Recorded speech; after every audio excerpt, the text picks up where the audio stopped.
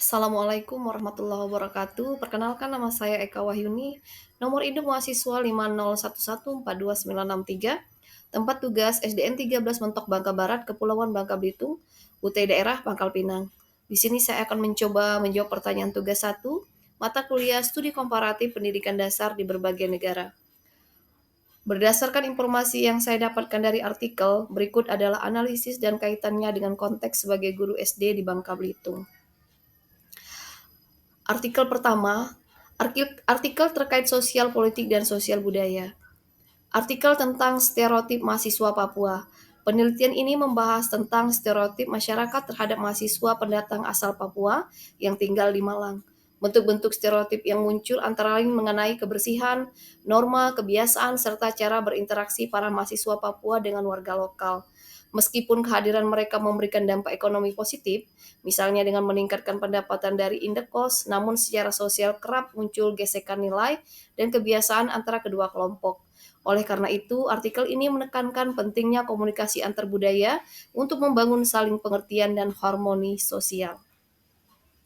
Dalam konteks sekolah dasar di Bangka Belitung, situasi serupa juga dapat ditemukan meskipun dalam skala yang berbeda. Sekolah-sekolah di Bangka Belitung memiliki siswa dari beragam latar belakang etnis seperti Melayu, Jawa, Tionghoa, Bugis, dan Sunda. Keberagaman ini seringkali memunculkan stereotip antara siswa. Misalnya, anggapan bahwa siswa keturunan Tionghoa selalu pandai matematika, atau anak dari keluarga tambang dianggap kurang disiplin. Sebagai guru, kita perlu mencegah stereotip semacam itu dengan menanamkan nilai-nilai inklusivitas dan empati sejak dini. Upaya yang dapat dilakukan antara lain melalui pendidikan multikultural, kegiatan hari budaya, dan pembelajaran kolaboratif lintas etnis. Guru juga perlu menjadi teladan dalam berkomunikasi tanpa prasangka, mengajarkan pentingnya menghargai perbedaan, serta melibatkan orang tua dalam membangun pemahaman bersama. Dengan demikian, sekolah menjadi tempat yang aman dan ramah bagi seluruh siswa tanpa memandang asal-usul mereka. Artikel yang kedua tentang pendidikan multikultural di Indonesia. Artikel kedua menjelaskan perkembangan pendidikan multikultural di Indonesia melalui tiga fase utama. Pertama, pada masa kolonial terjadi fase segregasi, di mana pendidikan dibedakan berdasarkan kelas sosial, ras, dan agama. Kedua, pada masa Orde Baru muncul fase melting pot, yaitu upaya menyatukan berbagai kelompok ke dalam budaya nasional tunggal yang justru menekan keberagaman. Ketiga, sejak masa reformasi berkembang konsep pendidikan multikultural yang menekankan kesetaraan, penghargaan terhadap perbedaan, dan penanaman nilai kebinekaan. Pendidikan multikultural memiliki tujuan utama untuk membantu siswa memahami diri dan orang lain dari perspektif budaya yang beragam, mengurangi diskriminasi, dan membangun persatuan dalam perbedaan. Prinsip yang dijunjung adalah unity in the diversity, persatuan dalam keberagaman, bukan penyeragaman dalam perbedaan. Dalam konteks di Bangka Belitung yang terdiri atas berbagai etnis dan agama, penerapan pendidikan multikultural sangat relevan. Sekarang, sekolah dasar dapat mengimplementasikannya dalam tiga dimensi, sebagai falsafah pendidikan, sebagai pendekatan pembelajaran, dan sebagai bidang kajian. Contohnya, sekolah dapat menampilkan budaya lokal dalam dekorasi kelas, mengadakan proyek lintas budaya, atau mengembangkan muatan lokal seperti pendidikan multikultural Bangka Belitung. Berbagai program kreatif dapat dikembangkan seperti Bubble Week, Festival Kebinekaan, atau Sahabat Lintas Budaya, di mana siswa saling mengenal budaya satu sama lain.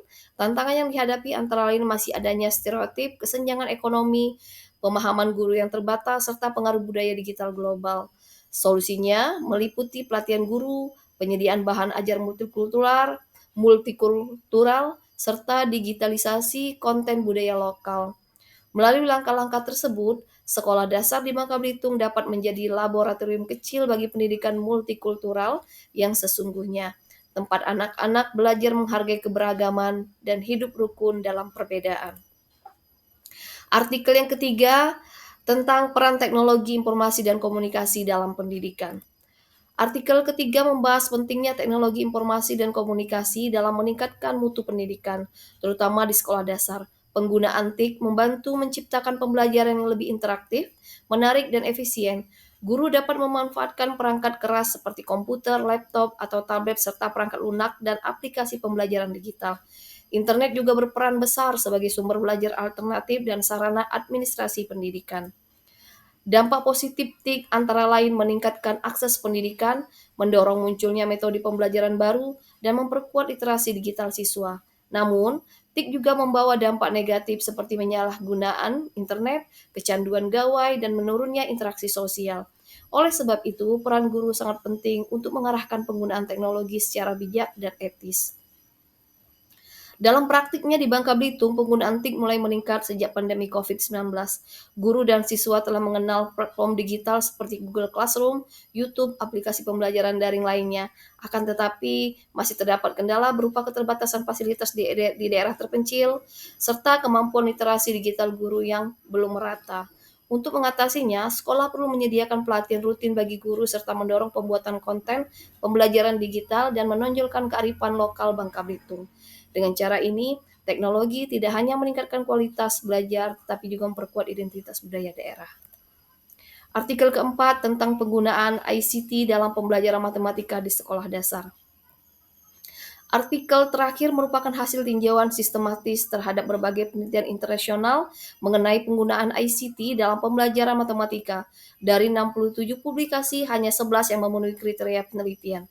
Hasilnya menunjukkan bahwa penggunaan ICT secara signifikan dapat meningkatkan motivasi, pemahaman konsep, dan kemampuan pemecahan masalah siswa. Teknologi yang sering digunakan antara lain GeoGebra, SmileLearn, meja multisentuh, serta perangkat lunak pembelajaran interaktif untuk topik geometri dan probabilitas. Negara-negara seperti Spanyol dan Yunani menjadi pelopor dalam pengembangan ICT pendidikan dasar. Namun tantangan yang masih dihadapi meliputi kurangnya pelatihan bagi guru, keterbatasan perangkat lunak yang fleksibel, serta belum optimalnya kebijakan pendidikan yang mendukung. Kesimpulannya, ICT berpotensi besar mengubah cara belajar matematika di sekolah dasar menjadi lebih interaktif dan menyenangkan. Untuk mewujudkan hal ini dibutuhkan dukungan berupa pelatihan guru, riset lanjutan tentang efektivitas penggunaan teknologi, serta kebijakan pemerintah yang mendorong integrasi ICT di kelas. Penerapan yang baik akan membantu siswa tidak hanya mahir berhitung, tetapi juga berpikir kritis, kreatif, dan siap menghadapi tantangan dunia digital. Dari keempat artikel tersebut dapat disimpulkan bahwa pendidikan di era sekarang menuntut kemampuan untuk beradaptasi dengan keberagaman dan kemajuan teknologi sekaligus. Guru memiliki peran strategis dalam menanamkan nilai-nilai toleransi, menghargai perbedaan budaya, serta memanfaatkan teknologi secara positif. Di daerah multikultural seperti Bangka Belitung, sekolah dasar menjadi tempat penting untuk menumbuhkan generasi yang cerdas, berkarakter, dan siap hidup berdampingan dalam keberagaman budaya dan era digital. Baiklah, ini daftar pustaka, 4 artikel yang telah saya cari. Sekian pemaparan jawaban saya pada tugas 1. Akhir kata, saya ucapkan wassalamualaikum warahmatullahi wabarakatuh. Terima kasih.